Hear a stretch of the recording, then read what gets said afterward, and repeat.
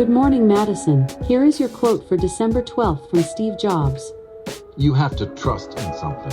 Your gut, destiny, life, karma, whatever. This approach has never let me down, and it has made all the difference in my life. Good morning, guys. Welcome back to another vlog. Today, I want to share with you guys the process I go through when making these vlogs, which cameras I'm choosing, the dilemma that kind of runs through my head, and just my overall thoughts with which camera I choose to get the shot and tell the story. Just like yesterday, I have a lot of editing to do today, so I'm going to start on those projects first thing today. One of my favorite work hacks is this little timer. I'm someone that can get a little bit distracted, pick up my phone or walk away to go do something, and the time just adds up. So if you can relate, grab yourself a little timer and just set it in front of your desk when you're working, hit start, and just tell yourself you're not gonna look away, you're not gonna touch your phone or do anything else until that clock hits whatever number you want.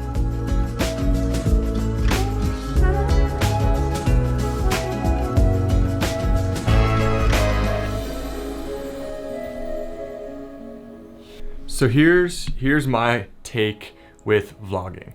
I'm always torn between getting the shot with this camera, which you're on right now, or using what everyone has in their pocket, which is a smartphone. On one hand, the smartphone's always easy, I always have it with me, and it's kind of discreet. No one really notices you getting the shot. But on the other hand, smartphone quality, not as good, and the audio is also not as good as my Sony camera. These are just some of the tools that I use when I'm shooting YouTube videos. And the reality is all these things serve a purpose, but I don't want to carry them around with me every single day. So I'm always left to choose one of three categories. My first category is a main camera setup. Some type of mirrorless DSLR camera with a Rode microphone and a lens that is wide enough for me to vlog on. Of course, the biggest pro being image quality and audio is great, but a few cons, pretty big, kind of annoying to carry around, and a little bit heavy. Category 2 would be creative, fun, and unique styled shots.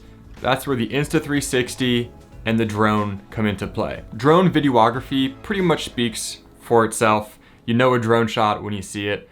If you want to get it, you have to bring the drone with you or take the time to go fly the drone.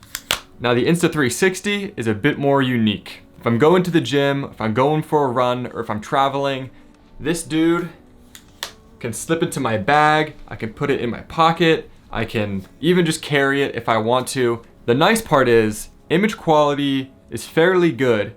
You have a lot of diverse shots you can get, and you don't have to carry around a big DSLR or mirrorless camera. But the bad side is, you don't really get natural looking shots. A lot of the times the shots look like a GoPro shot, or they're kind of warped, or you're doing something creative, which you only want to have a few of. And finally, category 3, smartphones. When all else fails, you whip out your smartphone to get the shot you need. This is what I'm typically shooting on in the gym because I don't want to bring any big cameras in or have to worry about something getting stolen or broken or whatever.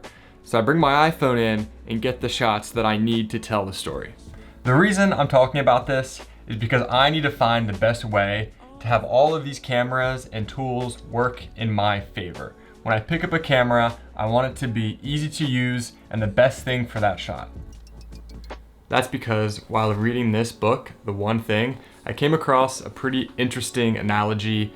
So the story that's being shared is about Seinfeld, the comedian, and how every day he wanted to write jokes, which was his passion. When he completed his goal of writing jokes for the day, he would put a big X on a giant yearly calendar that hung in his house. He developed a phrase called "don't break the chain." If you can imagine a bunch of X's lined up, they kind of resemble a chain. And so if you miss a day, you break the chain. Perseverance is typically looked at as like a long-term thing, but what's super cool is he says, perseverance is not a long race. It is many short races, one after another. So he's referring to his giant X chain as perseverance, but really it was built by every day completing his one thing, his writing jokes, which developed the chain, which is perseverance. So I thought that was super cool, and it gave me motivation to every day create these vlogs, create videos, and keep doing my one thing. If you love to write, or you want to do jokes, or whatever it may be, you need to make sure your tools and everything you need is in place and ready to go. So when inspiration or motivation hits you, there's nothing in your way that you need to do. You don't have to set up, you don't have to go somewhere or get the tools out. They're all ready to go and you can get to work. All right, that's definitely enough talk about consistency and finding your passion and making it easy to practice it.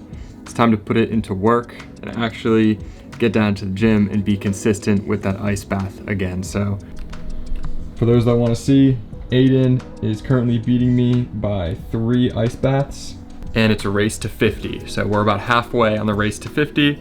I got to step it up and stay consistent because right now he's just missing 1 every week. So it's gonna be pretty tough to catch up, but there's always an opportunity. I'm just gonna have to make sure I capitalize when that chance comes. My favorite people. My favorite people. He stole that from you. How you guys doing?